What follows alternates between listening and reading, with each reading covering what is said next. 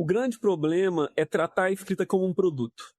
E grandemente isso aconteceu ao longo do século XX, e em países periféricos, como o Brasil, por exemplo, esse problema é mais forte ainda. A gente está passando por um processo, a gente não tem dimensão da gravidade do que está acontecendo com a escrita no mundo contemporâneo. A gente pode ser a geração que vai presenciar um tipo de morte da escrita.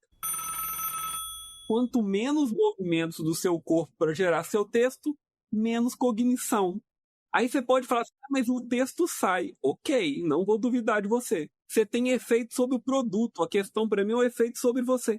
Qual é o efeito sobre você de você estar abrindo mão de processos de movimento do seu corpo, né, que geram cognição? Como é que você vai dar aula depois? Como é que você vai ter segurança para explicar? Como é que você vai lembrar? O seu corpo não vai lembrar. O seu computador vai, ok. O ChatGPT vai lembrar otimamente. Talvez ele até escreva melhor que você. A questão é você.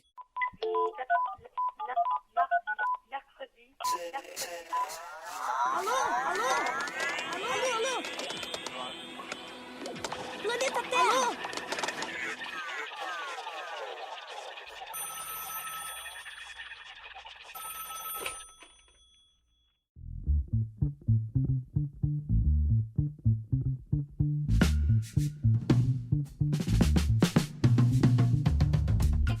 Alô, alô, sejam muito bem-vindas! Começa agora mais um episódio do Alô Ciência, o seu podcast mensal sobre ciência. Meu nome é Camila Beraldo e hoje eu estou aqui com um convidado muito especial que eu queria muito conversar, é o Robson Cruz. Primeiramente, obrigado pelo convite. Meu nome é Robson Cruz, sou formado em psicologia aqui pela PUC Minas, mestre e doutor em psicologia pela UFMG e, resumidamente, desde a minha iniciação científica eu estudo a vida acadêmica. Desde o cotidiano da vida acadêmica, aquilo que acontece na informalidade do cotidiano acadêmico, até as dimensões da saúde mental e principalmente as formas de sofrimento que existem na vida acadêmica, considerando aí principalmente o sofrimento com a prática escrita como talvez o tema que eu mais me interesse e sobre o qual mais me debruço nesses mais de 20 anos estudando o tema.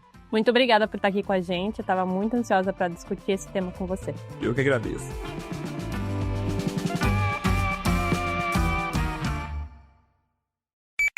Eu não sei por que editar esse arquivo tem sido tão doloroso. Eu também não sei como organizar o que eu tenho a dizer aqui.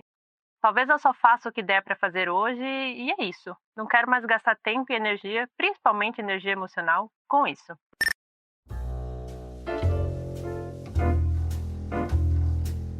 Essa é uma passagem escrita por mim, Camila, no dia 14 de janeiro de 2025, no meu caderno de escrita livre. Na época, eu estava terminando a minha tese de doutorado e a escrita livre, também chamada de escrita terapêutica, me ajudava a encontrar caminhos para lidar com as dores, físicas, emocionais ou psicológicas, que a escrita acadêmica trazia. E quando o assunto é esse, é surpreendente, mas também reconfortante, saber que eu não sofria só. No Brasil, centenas de estudantes e docentes apresentam algum mal-estar psicológico, como ansiedade, bloqueio ou, como descrito por mim mesma, dor, durante o momento da escrita de seus textos acadêmicos. Mas por que isso acontece? Por que escrever, algo que é tão central nas ciências, pode se tornar um processo tão difícil para muitos? O que está envolvido nesse mal-estar da escrita científica? E será que tem como resolver esse problema? Será que a inteligência artificial seria uma saída? Para responder a essas e outras perguntas, continue com a gente no episódio de hoje.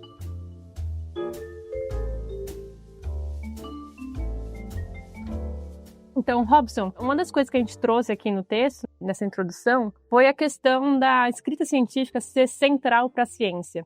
Muitas vezes, assim, acompanhando estudantes, e eu acho que foi uma coisa que eu mesma fiz durante o meu processo de formação acadêmica, principalmente quando eu era uma jovem graduando em ciências biológicas, foi fazer o projeto de iniciação científica, o projeto de ciência que a gente tinha. Então a gente vai, coleta os dados, e analisa os dados, e quando está tudo pronto, a gente fala, beleza, agora só falta escrever. Então, por que isso seria um problema, assim?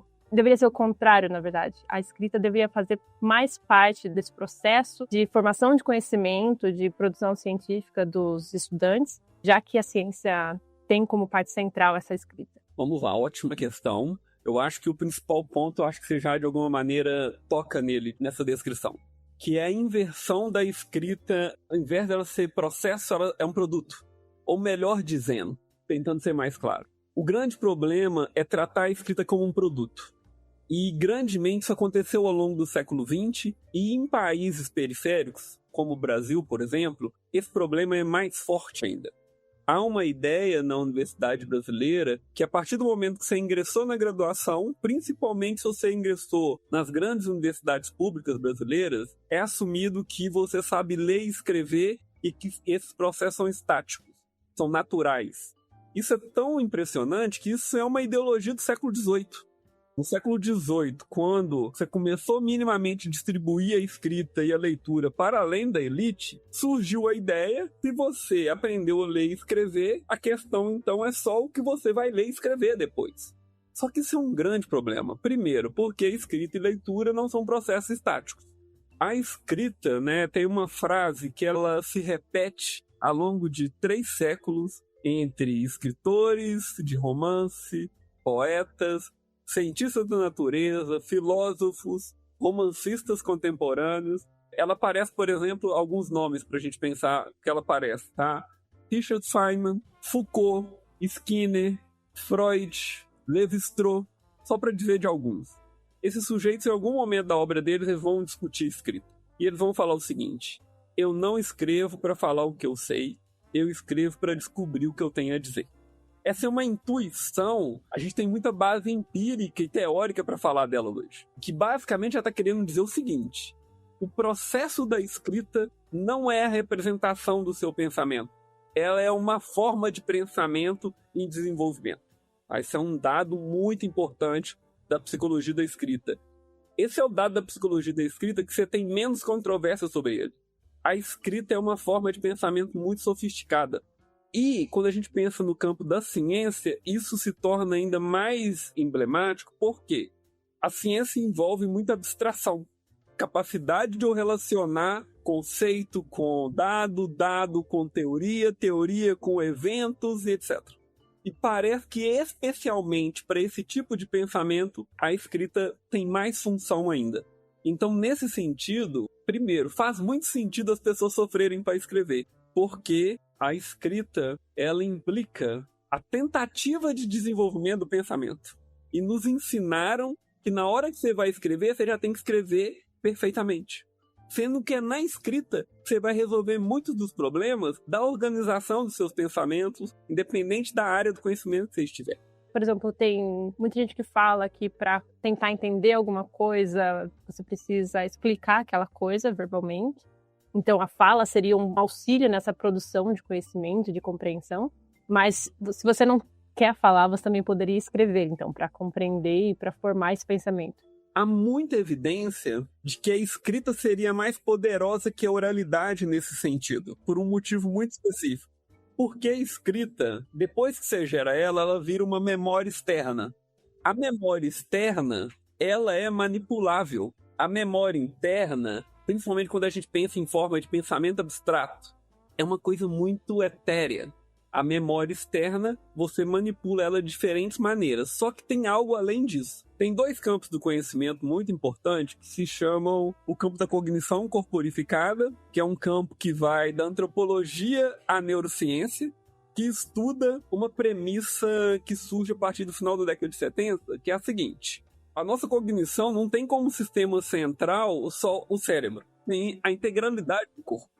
Daí que o movimento da escrita, ele gera cognição, ele não só reproduz cognição. Nesse sentido, para você adquirir escrita, foi muito difícil. Você só esquece porque chega um momento que ela vira, entre aspas, automatizada. Aprender a escrever é tão mais complexo que tocar um instrumento de maneira muito sofisticada. E a gente esquece disso. A gente esquece o processo longo, manual, motor, perceptual, ortográfico motor que envolveu. Nesse sentido, a escrita, principalmente a caligrafia, a digitação também, mas em especial a caligrafia, ela é responsável por processos cognitivos de ordem superior. Abstração, memória de médio, longo, curto prazo, dentre outros efeitos. Nesse sentido, A escrita deixa um traço cognitivo mais complexo no seu corpo do que a oralidade quando você está lidando com conhecimento abstrato. Existe um recomendado, assim, que seria feito, por exemplo, para pessoas que estão desenvolvendo seus projetos pensando nessa parte da ciência, assim, do fazer científico, seria escrever enquanto se faz todas as etapas do seu projeto, seria isso? O ideal é a pessoa não perder de vista um princípio da escrita que no Brasil ele não foi ensinado, em alguns países ele é parte já do letramento nos primeiros anos, que se chama pré-escrita. No Brasil, como é que a gente lida com a escrita? Me manda o texto pronto. Não há ideia de você ficar explicitando e trabalhando o texto de maneira incompleta, imperfeita, aproximativa. O que a gente sabe na psicologia da escrita? Quanto mais fluente é um escritor ou uma escritora, em qualquer gênero textual, mais tempo ele gasta pré-escrevendo. Então ele escreve para escrever o texto final. Você pega um contexto igual ao brasileiro, por um dos motivos pelo qual a gente sofre muito, é porque a nossa ideia de escrita é escrever o texto que vai ser publicizado já. Essa é a nossa ideia de escrita. A nossa ideia de escrita é escrever o capítulo, o artigo, a tese, a dissertação. Não é, olha, eu vou ter toda uma fase de pré-textos que vão virar um texto. Na verdade, a maioria das pessoas vai resistir a isso, como se isso fosse perda de tempo. Eu acho que isso nunca foi ensinado nas universidades, né? Tipo, quando é ensinado, mesmo em cursos de escrita científica, você aprende a fazer a estrutura de uma introdução, o que se deve colocar no material de métodos e o que vai para discussão, Você não aprende a fazer uma pré-escrita de fato. É assustador isso não existir no Brasil. Mais do que assustador, tem uma rejeição e uma resistência a isso. Quando eu apresento isso nas minhas formações, nos meus cursos, nas minhas publicações, eu tenho colegas que vai, nossa, Robson, mas isso é incentivar os alunos a escrever errado. Eu não, amigo. É permitir o erro para gerar o acerto. Tem uma frase linda de um autor que mais estudou esse tema, que é o Peter Elbaum, que é o seguinte: de maneira a escrever muito certo, escreva errado. O que ele está falando? Se permita espaço de pré-escrita, escrita aproximativa. Isso tem dois efeitos cognitivos, psicológicos e emocionais muito importantes. Qual é? Se você já começa a escrever o seu texto para o leitor ou leitora, a banca ou o avaliador, isso aumenta a pressão psicológica absurdamente. Se você começa a pré-escrever, a pré-escrita não é para o leitor. A pré-escrita é para você desenvolver seu pensamento. E aqui eu estou falando pré-escrita de maneira muito genérica, tem várias estratégias de pré-escrita. Mas, grosso modo, você vai ter estratégias para escrever para você construir seu pensamento, e isso vai virar texto. Automaticamente, quando você está fazendo uma pré-escrita, diminui a pressão psicológica. Diminui a pressão psicológica, aumenta a capacidade cognitiva. Quanto menos pressão para escrever, maior propensão de você escrever e pensar de maneira mais sofisticada. Isso é de uma obviedade muito grande depois que a gente enuncia. Só que isso não é traduzido em prática no nosso contexto. É como se a gente vivesse, no contexto brasileiro, uma cegueira em relação a como a escrita funciona. Daí que você pode passar por disciplinas de metodologia e na hora de escrever ser muito difícil ainda. A forma como a metodologia no Brasil é ensinada, ela não ajuda tanto. Ela descreve o que é as coisas. Isso daqui é uma introdução. Daqui é uma conclusão. E aí estudantes que tiveram um histórico de sucesso escolar gigante podem sofrer para escrever. Porque a pressão para escrever o texto, a gente se ilude, né, que o texto, a primeira versão tem que ser perfeita.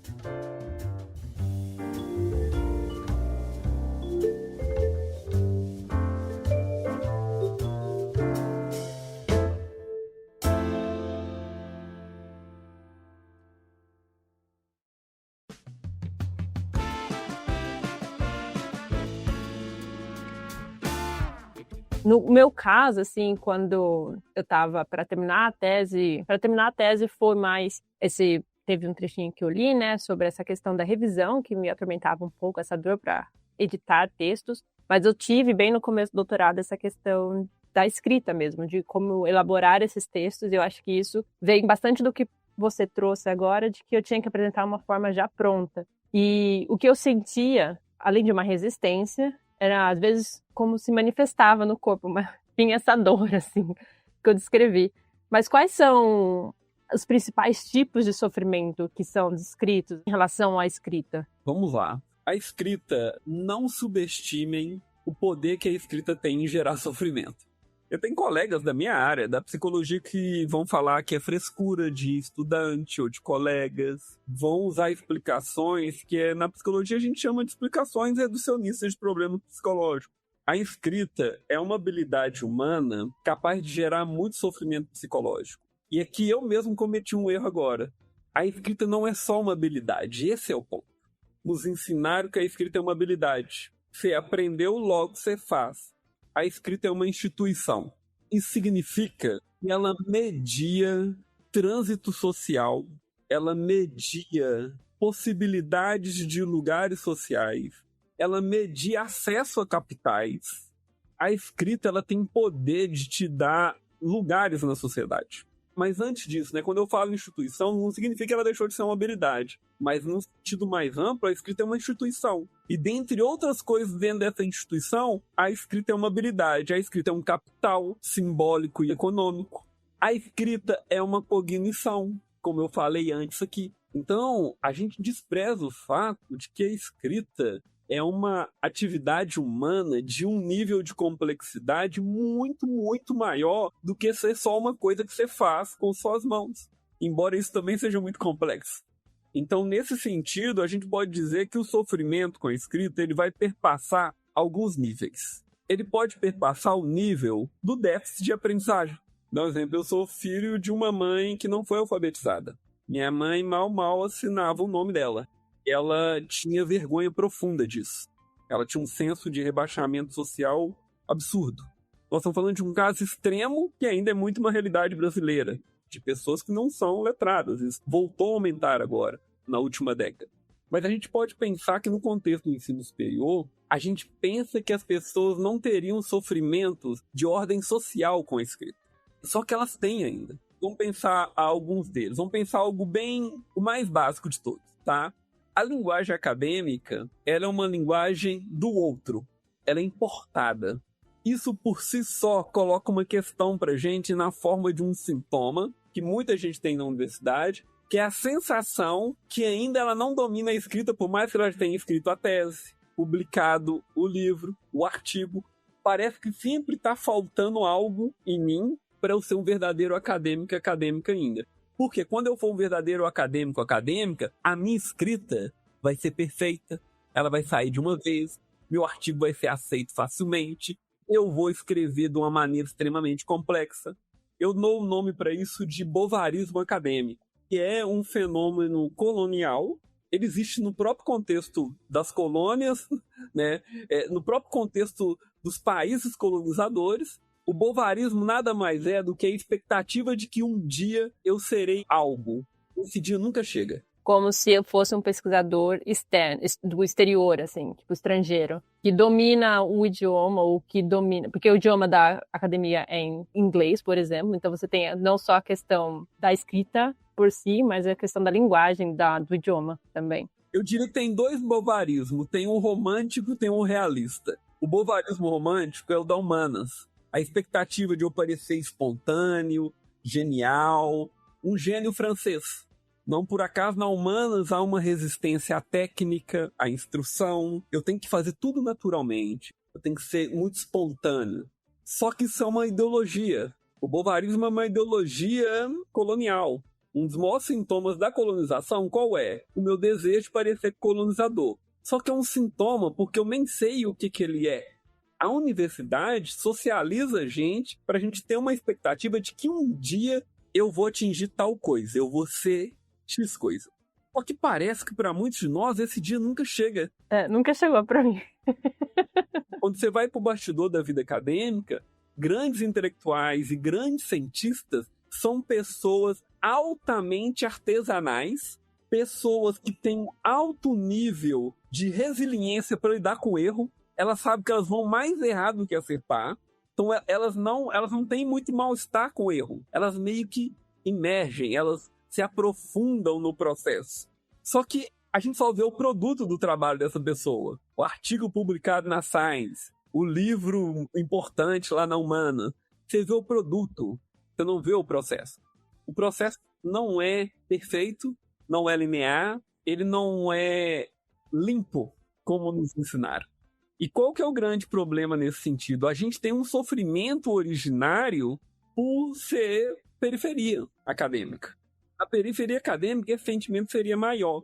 Mas a gente ainda tem que pensar, né, Camila, nesse sentido, que há formas de sofrimento com a escrita que surgem desse processo que é mais estrutural e ele vai chegar na gente de maneira muito singular. Cada um de nós vai ter sofrimento com a escrita muito singulares. Quando você pega, por exemplo, você tem pessoas que têm alto nível de domínio da escrita, formal, técnico. Ainda assim, ela pode sofrer bastante. O domínio da escrita, tecnicamente, não garante a ausência de sofrimento.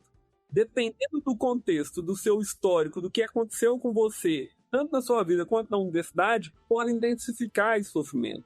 Exemplo, eu atendo pessoas com sofrimento com escrita desde a minha iniciação científica.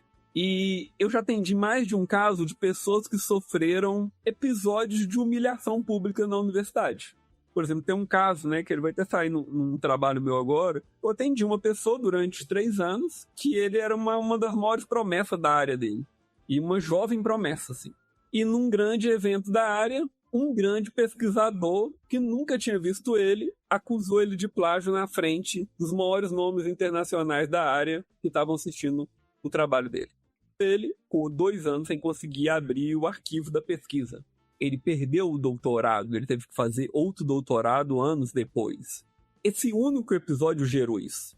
E foi uma acusação infundada, injusta, etc. Então aqui você está trazendo não só exemplos de sofrimento, por exemplo, algo que você tem por conta de como a escrita é trabalhada na universidade, mas está falando de um trauma. Isso. Você pode pensar em termos de um trauma. Ótima sua questão, assim, né? Você ter pontuado isso. Porque o sofrimento, ele já surge da forma como a escrita, como ela é ensinada como produto, não como processo. Então não tem a ideia que a gente vai ensinar e vai se envolver profundamente com a escrita.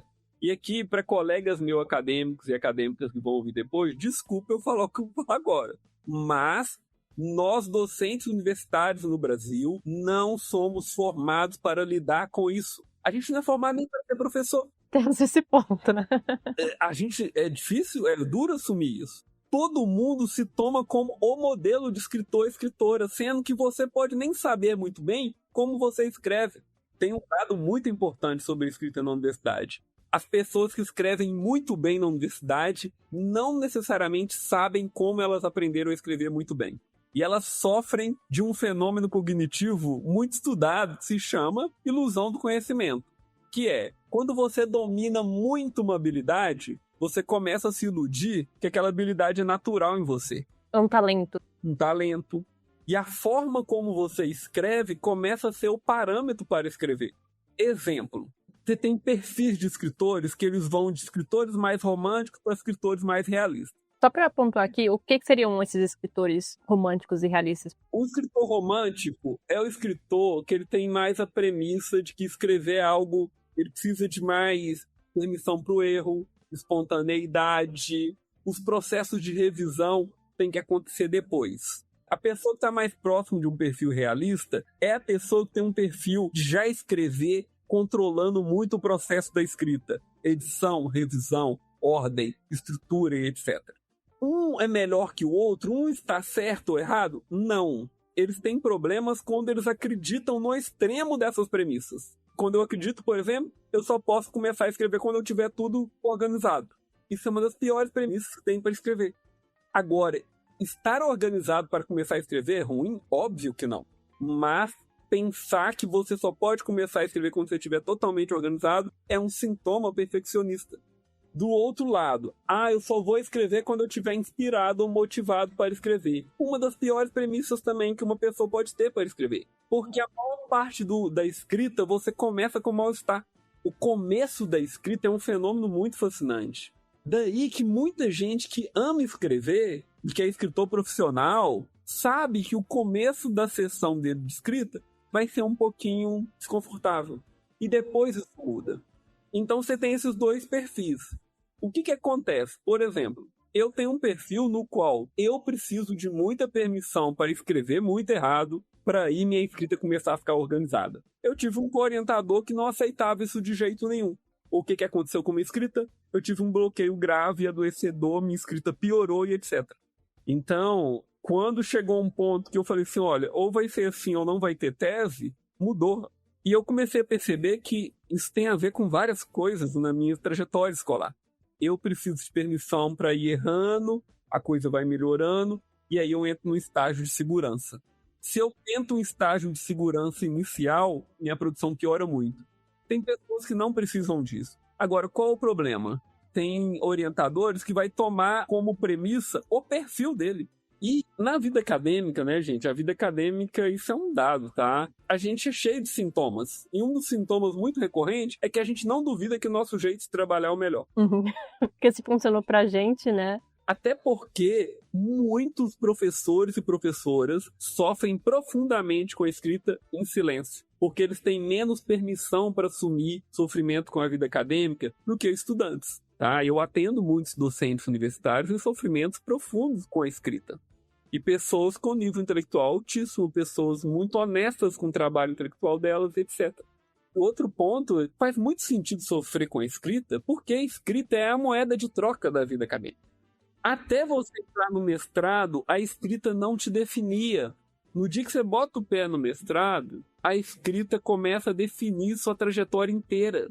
Daí que a gente começa a sentir que minha vida, o meu senso de pessoa, às vezes, de quem eu sou, começa a ser reduzido ao que eu sinto sobre mim como escritora acadêmica. O que é grave. Você só passa num concurso se você tiver publicações. Você só termina o mestrado se você tiver a sua dissertação. A tese, o doutorado, a tese. Então a escrita ela começa a definir muito a centralidade da sua trajetória. Daí que aumenta muito a pressão para a validade dela.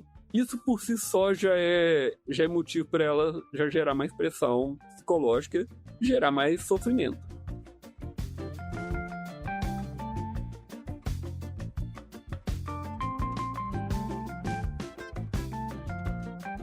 Só para pegar um gancho de um exemplo que você trouxe, que fala sobre o bloqueio de escrita que você teve durante seu doutorado, e também linkar com uma coisa que você falou lá no comecinho da nossa conversa, que a gente acredita que a escrita seja um processo estático. Então, a qualidade da nossa escrita pode decair ou aumentar ao longo do processo, né? Da nossa carreira, assim. Por exemplo, falando um pouco sobre um exemplo que aconteceu comigo. Eu entrei no mestrado achando minha escrita muito ruim. Mas eu saí do mestrado com uma boa autoestima em relação à minha própria escrita.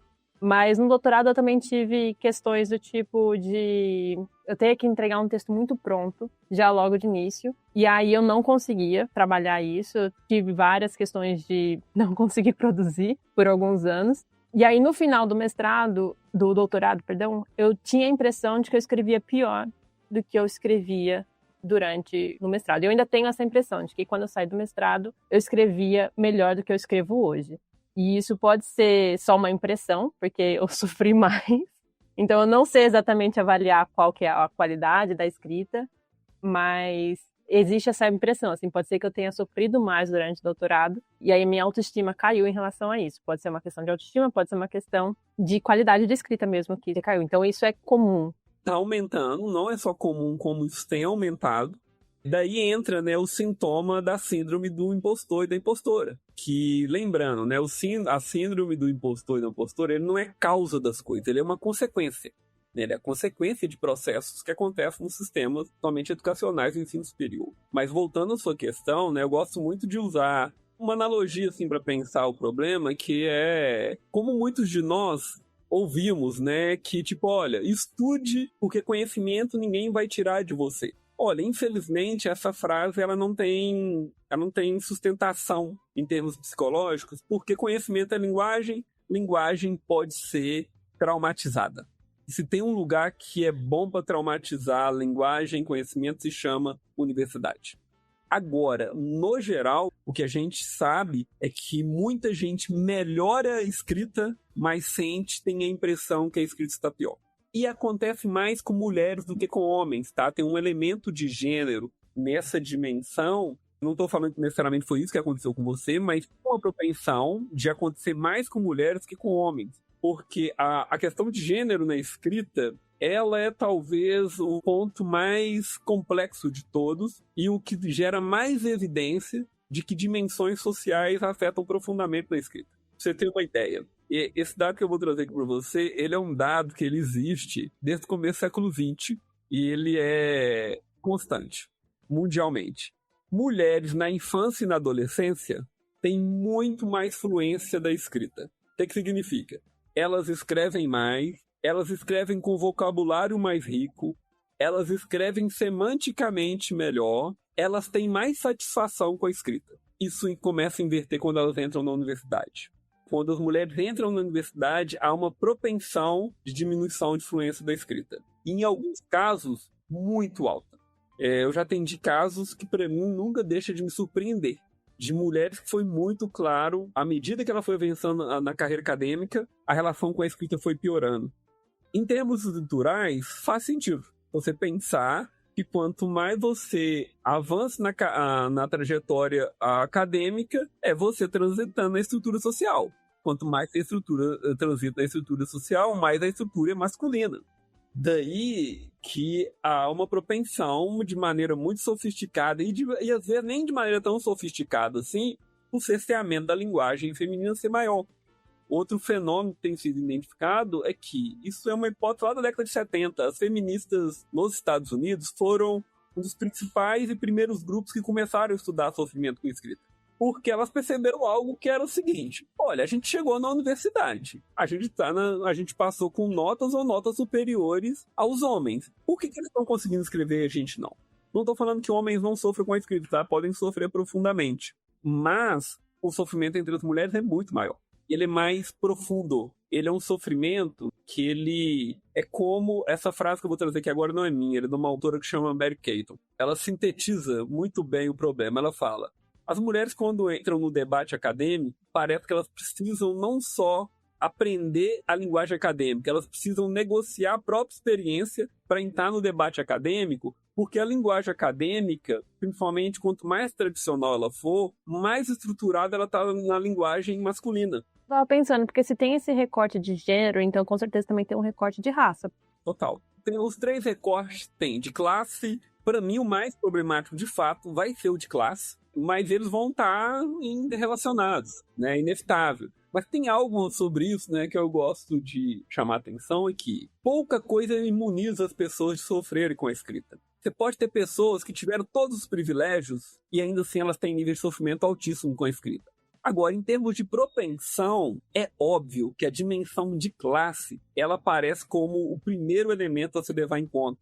Porque, mundialmente, tá, a escrita é um bem distribuído de maneira desigual.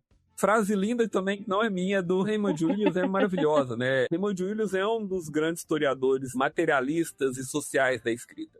Ele tem um argumento importante que é: depois do dinheiro, possivelmente a escrita é o item humano distribuído de maneira mais desigual nas sociedades ocidentais. Ele vai falar que a escrita é distribuída de maneira desigual. Quando você entra numa sala de aula, de qualquer nível, é como se cada pessoa tivesse uma, aspas, quantidade de escrita que não é igual. Não por acaso, no século XVIII, quase todo grande escritor da filosofia, pegar o caso do Schopenhauer é um exemplo, né? Mas tem vários outros escritores que vão fazer isso. Eles vão usar metáforas econômicas para falar da escrita. E sofisticadas, não são metáforas simplórias. Eles vão falar: ó, a escrita é um banco. Então, nesse sentido, se a gente pensa que a escrita é um capital distribuído de maneira desigual, o elemento de classe tem que ser, em primeiro lugar, vistos, tá? E os indícios são muito fortes. A distribuição da escrita para as classes mais baixas e médias baixas, ele é muito menor. Isso vai desde o ensino da caligrafia, do movimento da caligrafia, até a disposição dos docentes em lidar com as dificuldades da escrita dos estudantes. Então é muito profundo o problema nesse sentido. E ele chega no ensino superior. No ensino superior, a dimensão de classe ela aparece de duas formas muito claras, assim, em termos de sintoma. Estudantes que vieram de classe média alta e alta, estudaram nas melhores escolas, os sintomas deles com a escrita vão ter a ver com perfeccionismo, comparação Então eles vão se comparar muito entre os colegas que também têm autodomínio da escrita e da leitura e com pessoas que estão acima deles. Então esse é um sintoma muito recorrente em quem tem autodomínio da escrita.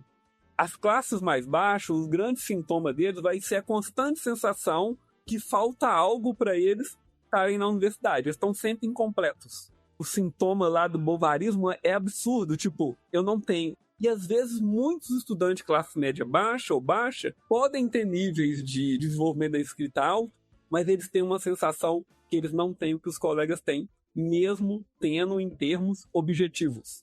Mas subjetivos, não.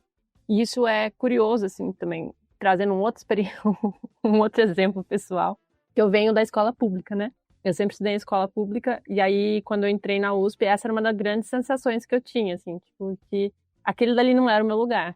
Eu não sabia o que eu estava fazendo ali, porque todo mundo tinha tanto mais letramento científico, até em questões básicas, assim, de que eu não pertencia, assim. É o fenômeno do trânsfuga de classe, né? Esse fenômeno, no Brasil, ele foi pouco estudado. Ele é estudado desde a década de 60 na Europa e nos Estados Unidos, né? O Bourdieu foi quem mais impulsionou os estudos sobre o tema. O trânsfuga de classe, ele é basicamente o primeiro sujeito da história da família dele que vai entrar no ensino superior.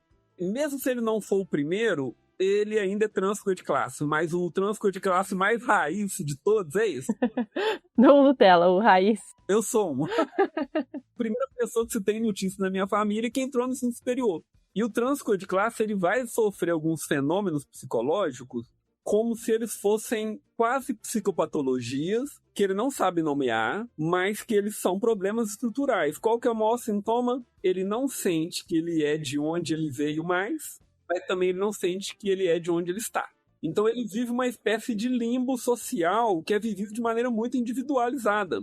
Só que eu tenho uma tese no meu último livro, que é a seguinte: num país como o Brasil, mesmo quem veio da elite tem traços de trânsfuga de classe. O motivo que isso aconteceria é porque a gente está na periferia acadêmica, entendeu? Então, assim, daí que você estudou numa grande... Eu estudei na UFMG, você estudou na USP.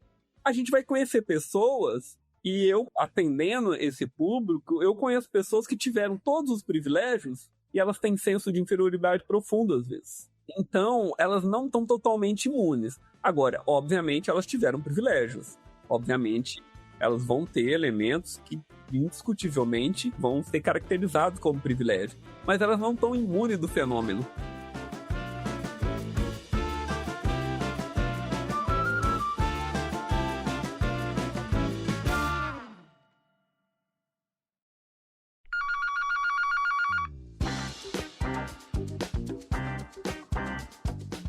Alô pessoal, aqui é o Lucas Andrade, beleza? Tá gostando desse episódio? Eu tô passando só pra lembrar que o Alociência só existe por causa das nossas campanhas de financiamento coletivo. Se você quiser contribuir com a gente, basta você entrar em apoia.se/alociência ou patreon.com/alociência. Lá você pode contribuir mensalmente com a quantia de dinheiro que você quiser. Sério, qualquer fiapinho ajuda a gente demais, demais mesmo. E contribuindo, você entra no nosso grupo exclusivo de apoiadores, onde rola vários papos de bastidores e também sorteios exclusivos. Mas se você quiser contribuir só uma vez, também dá. Faz um pix pra gente, lá no e-mail contato@alociência.com.br. Faz essa pra gente, vai. Pinga esse capilé. Bata esse abacate pra gente. E se você não puder contribuir com grana, tudo bem. Dá pra você fazer assim, ó. Divulga esse episódio nas suas redes sociais ou manda pra quem você sabe que vai gostar desse episódio. Alguém que com certeza vai se interessar por esse tema, sabe? É isso. Agora bora voltar pro nosso episódio.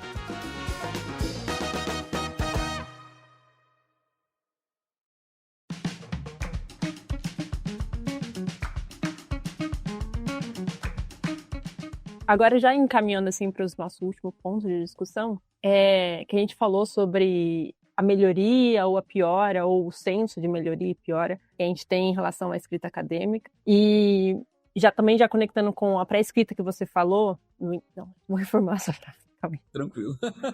Pré-escrita. Oralidade é uma pré-escrita. Olha só, aconteceu aqui, sem querer, se a edição quiser deixar aqui... Já encaminhando assim para os nossos últimos tópicos da discussão, A gente falou sobre como existe essa melhoria ou piora da escrita, essa melhoria e piora de senso de como a gente percebe a escrita, né, pelo menos. Mas se a escrita pode piorar, então ela também pode melhorar, né, ao longo do tempo. E quais formas, assim, seriam possíveis em relação a isso?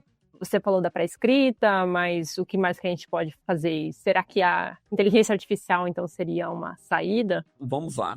Primeiro, pode melhorar muito. E, inclusive, sem uso da inteligência artificial. Pode melhorar a níveis impressionantes. Há muitos recursos para melhorar a escrita. Só que tem um ponto, né? Obviamente, não vou conseguir tocar nesses muitos recursos aqui, né? Isso é o trabalho da minha vida.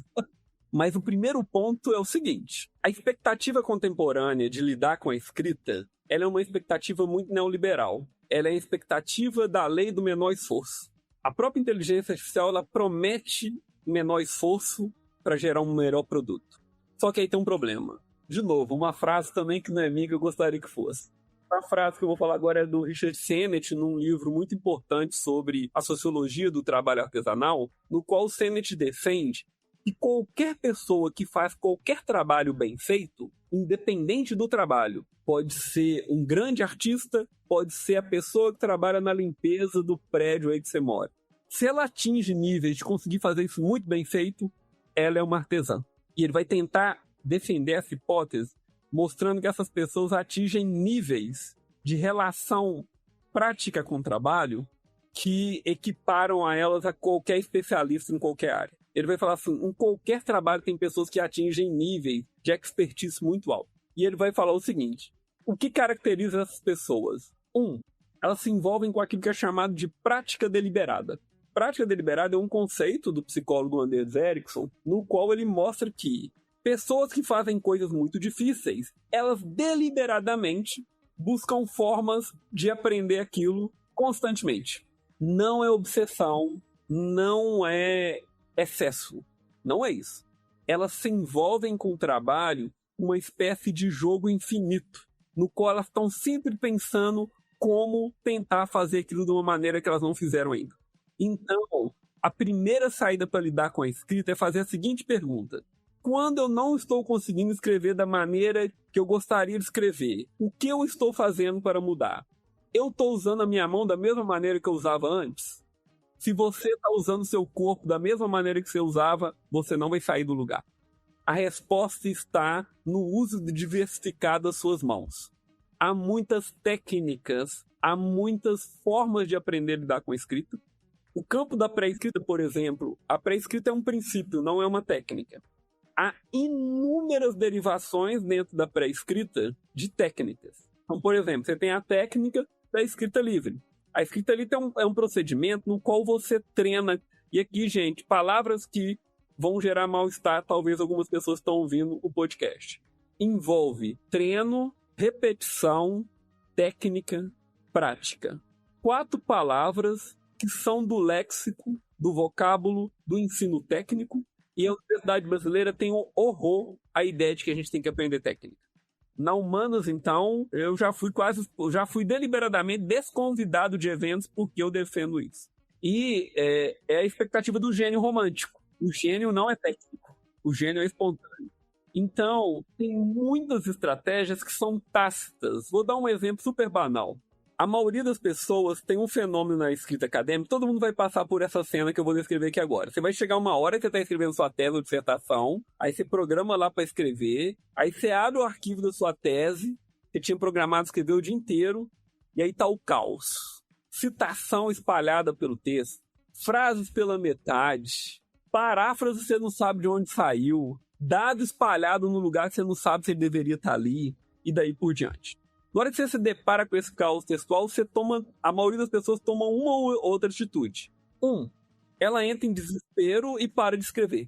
Bloqueio. 2. Ela vai para um dos maiores sintomas da escrita acadêmica. Hipercorreção de frases e palavras. Há inúmeras técnicas para você pegar um texto caótico e, às vezes, em uma semana, achar a ordem dele e deixar ele estruturado. Uma delas, por exemplo, é uma técnica muito usada no campo da edição. Editores de livro usam muito essa técnica. É a categorização de parágrafos. Você simplesmente pega uma seção que tá caótica e gasta 2 horas do seu dia simplesmente dando 2 palavras-chave para cada parágrafo da sua seção. Só isso, mais nada. No dia seguinte, você aproxima os parágrafos com palavras-chave semelhantes. Em seguida, você procura lógica funil entre elas. Para fazer essa lógica funil, por exemplo, você tem a técnica. E, de novo, gente, estou citando as técnicas aqui. Eu posso dar no final aqui da nossa conversa alguns endereços de site, coisas para vocês procurarem, né? Tratar de maneira mais específica. A maioria dos estudantes na pós-graduação, eles esquecem de uma coisa que eles sabiam. A lógica paragrafal do parágrafo e da conexão entre parágrafos. Por exemplo, essa lógica parece algo muito banal. O que eu estou querendo chamar a atenção aqui é para a natureza artesanal do trabalho intelectual. Todo grande escritor ele vai usar várias microhabilidades que não estão nos livros de metodologia. Não estão. Nos livros de metodologia aqui no Brasil, nenhum, tá? Eu estou produzindo material agora para ensinar essas técnicas. Espero que até o final do ano fique pronto.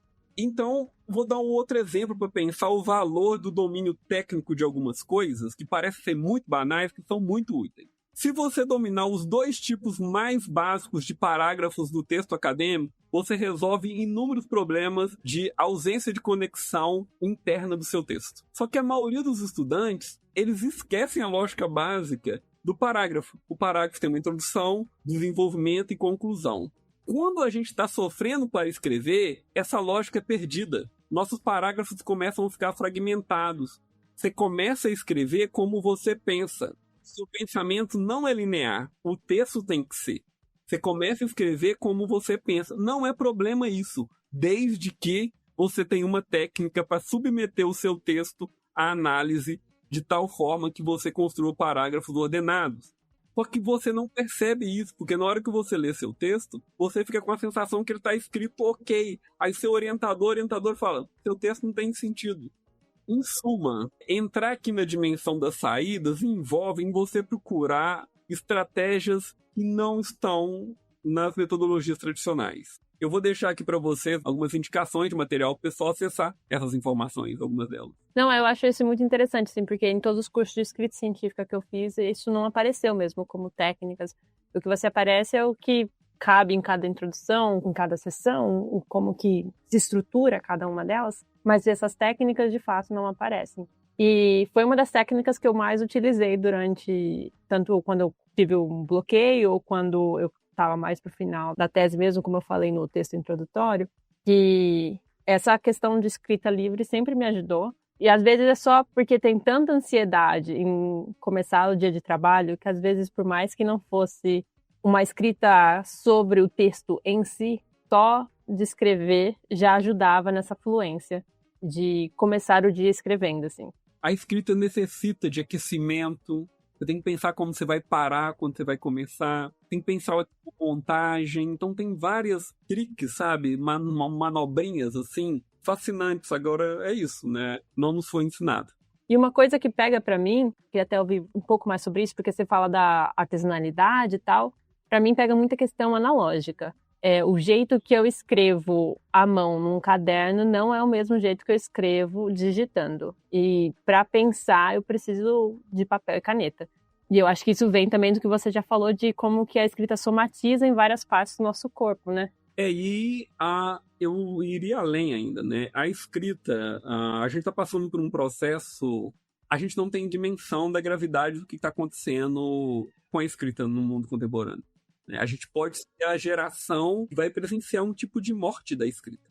Eu não sou tão... Meu otimismo é relativo com o que está acontecendo. E quando você traz essa dimensão, sim, a dimensão analógica, tanto da escrita, manualidade da escrita, a escrita você demorou anos para aprender a fazer ela. Anos. A escrita, vou fazer uma analogia com um processo biológico. A escrita, ela é um processo quase evolutivo dentro da história humana. Ela está na história da evolução do cérebro. Já tem muitos indícios que a escrita está fazendo parte da história da evolução do cérebro, com todos os limites que tem essa afirmação que eu estou fazendo aqui agora. Eu sei que evolução é uma coisa demorada, etc, etc. Mas em termos de efeito neurológico, a gente sabe hoje, por exemplo, isso já não é mais novidade, o fato de que você aprendeu a escrever manualmente, tá? Principalmente a escrita à mão, ela deixa traços neuronais muito mais fortes do que a digitação. Daí que as áreas de ativação da escrita à mão são muito mais amplas, conectadas e profundas do que a escrita digitada. Então, quando você sente que quando você está escrevendo à mão está acontecendo algo que você não sabe nomear direito, mas você sabe o que está acontecendo, é correto. Tem algo biológico acontecendo no seu corpo profundamente. Essa lógica também ela não é só da ordem quantificável do que está acontecendo no cérebro. Ela é da ordem qualitativa. A escrita à mão aumenta senso de agência, senso de eu estou dominando o processo. Porque a escrita à mão é quase como você executando uma coisa bem feita, difícil de fazer. E é um dado também muito importante, quando a gente está fazendo qualquer coisa difícil e ela está acontecendo de maneira contínua, isso aumenta bem-estar imediatamente. Cada vez está mais claro que a sensação de que eu tenho que sentir no meu cotidiano de trabalho que eu estou fazendo algo bem feito. E acadêmicos começam a perder isso. Muitas vezes a gente vive o nosso cotidiano como se tudo que a gente estivesse fazendo estivesse errado, estivesse fragmentado. E a escrita à mão, ela envolve um tipo de autoestima. Dois, não, né? Já falei vários elementos, mas a escrita à mão, ela é unimodal. Quando você está escrevendo à mão, está acontecendo o que eles chamam de unidade áptica. Sistema visual, perceptual, motor, estão acontecendo de maneira muito unificada no tempo e no espaço. Você está atenta à ponta das suas mãos numa fricção que está acontecendo no objeto, que é o papel, por meio do seu uso da caneta ou do lápis. Quando você está digitando, tem uma dispersão nessa lógica, tem uma quebra nessa unidade áptica. Quando você chegou no nível que a gente chegou de formação, você não erra palavras quando você está escrevendo ortograficamente. É difícil. Na digitação, você erra toda hora, mesmo você sendo digitador. Não estou falando que tem que abandonar a escrita digitada, mas eu acho que é importante falar isso para dizer o seguinte: disso a gente está pulando, já tinha uma quebra então da caligrafia para a digitação. A gente está tendo uma quebra hoje da digitação para IA. Na IA, eu conheço pessoas que não estão nem digitando. Eu vou simplificar aqui, tá? Quanto menos movimentos do seu corpo para gerar seu texto, menos cognição. Aí você pode falar assim, mas o texto sai. Ok, não vou duvidar de você. Você tem efeito sobre o produto. A questão para mim é o efeito sobre você. Qual é o efeito sobre você de você estar abrindo mão de processos de movimento do seu corpo, né, que geram cognição? Como é que você vai dar aula depois? Como é que você vai ter segurança para explicar? Como é que você vai lembrar? O seu corpo não vai lembrar. O seu computador vai, ok. O ChatGPT vai lembrar otimamente. Talvez ele até escreva melhor que você. A questão é você. Esse é o ponto. Não perder, né? Em março agora vai sair meu novo livro, que é sobre a escrita de notas dos grandes intelectuais. E aí eu explico como o efeito de você escrever notas e organizá-las ao longo do tempo, como ela gera efeitos cognitivos que seria impossível no computador. Como, por exemplo, estruturação semântica e lógica estrutural do seu pensamento. Não acontece no computador de maneira tão fluida. E uma coisa boa, tá? Se envolver com os sistemas analógicos parece atrasar o processo. É uma ilusão. Ele, a médio e longo prazo, acelera. A curto prazo, você vai sentir que desacelera e atrasa. A médio e longo prazo, aumenta absurdamente. Aumenta muito. A escrita gerativa. Quanto mais você é capaz de organizar seu pensamento em escrita, mais pensamento você vai ter para escrever. E aí a gente está identificando o que no ChatGPT? O ChatGPT pode escrever bem mais, mas você não. Robson, muito obrigada pela conversa de hoje. Eu amei a discussão. Eu acho que a gente passou por vários temas, desde do mal-estar assim, em si, do sofrimento em si. A gente falou da importância da escrita acadêmica para a ciência, de como que isso pode mudar ao longo do tempo, gerar traumas, das visões que a ciência tem em relação à escrita, de como que ela trata isso. Mas também falamos de como a escrita não é uma questão individual, ela é uma questão social, de classe, de raça e de gênero. E falamos também sobre diversas formas de escrita. Eu acho que foi bem completa a nossa discussão. Eu gostei muito. Muito obrigada. Eu que agradeço.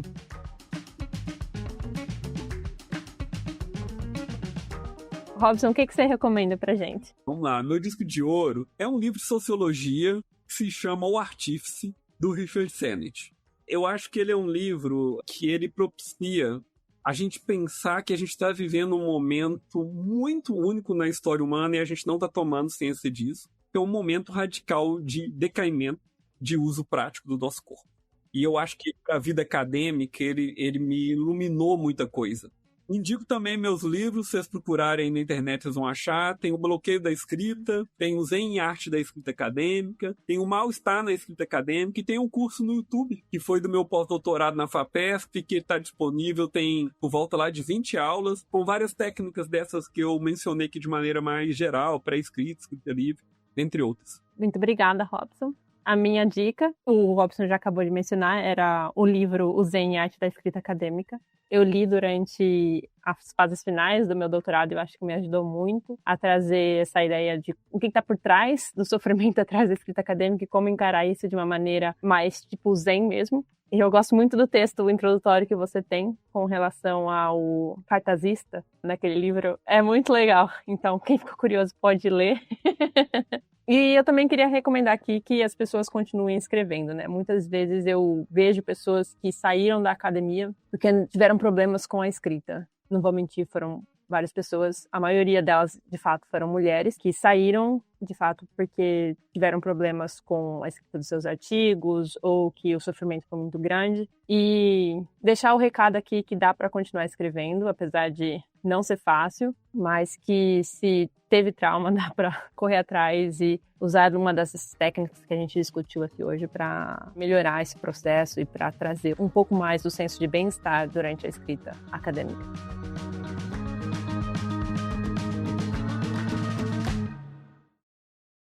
Esse episódio é uma produção Alociência e conta com roteiro e apresentação de Camila Beraldo, edição de som e trilha sonora de Antônio Said e arte de capa de Lucas Andrade. Muito obrigada por ficar com a gente até agora e até a próxima! Ou quando tivermos mais fichas.